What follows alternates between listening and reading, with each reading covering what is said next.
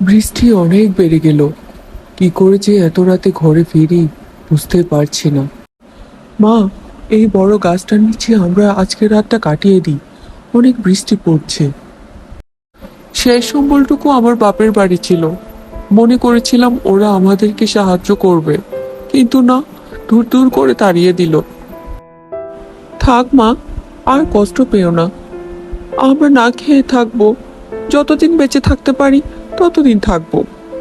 আর যদি না পারি মরে যাব। উপরওয়ালার যা ইচ্ছে। আমাদেরকে গরিব তো উনি করে দিয়েছে। মা মেয়ে কথা বলতে বলতে সে গাছের নিচে ঘুমিয়ে পড়ে। এদিকে সোমার স্বামী সেখানে এসে উপস্থিত হয়।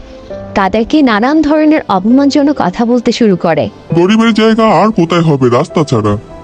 শয়তান, গরিব তো তুই আমাদের বানিয়েছিস। আমার এই ভালো মেয়েটাকে তোর মতো একজন মাতালের হাতে তুলে দিয়েছিলাম। এটাই আমাদের বড় ভুল।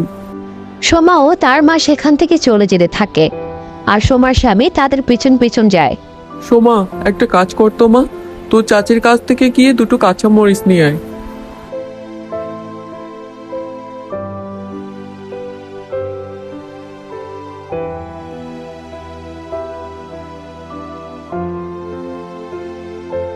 চাচির বাড়িতে নিশ্চয়ই আজকে ভালো মন্দ রান্না হচ্ছে। খাবারের গন্ধে আমার পেটটা চোচো করছে। চাচি, ও চাচিমা, ঘরে আছো? এই ভিখারিগুলোর জন্য আর শান্তি পেলাম না। একটু যে মন দিয়ে রান্না করব তাও পারতেছি না।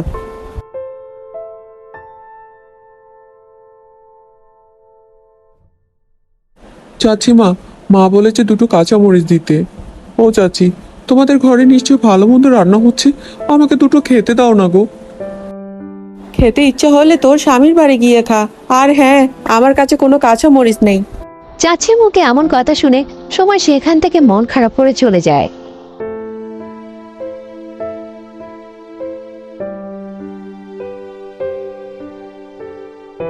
হে উপরওয়ালা, এই কোন পাপের শাস্তি দিচ্ছ? দুটো দিন হয়ে গেল, দুটো ভাত খেতে পারিনি। আরে, কত বড় মাছ! উপরওয়ালা নিশ্চয় আমার কথা শুনেছে। আমি মাছটা নিয়ে বাড়ি যাই।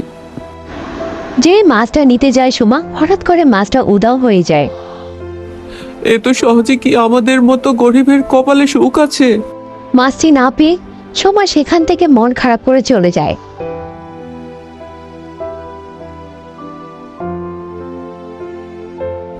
মা, চাচি তো কাঁচা মরিচ দিল না।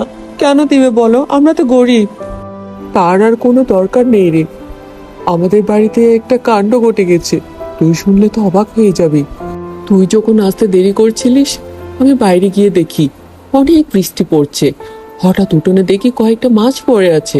আমি মাছগুলো নিয়ে রান্না করে চলে আসি। রান্নাঘরে এসে দেখি সব মরিচ মশলা রাখা। আমি আর কোনো কিছু চিন্তা না করে মাছগুলো রান্না করে ফেলেছি।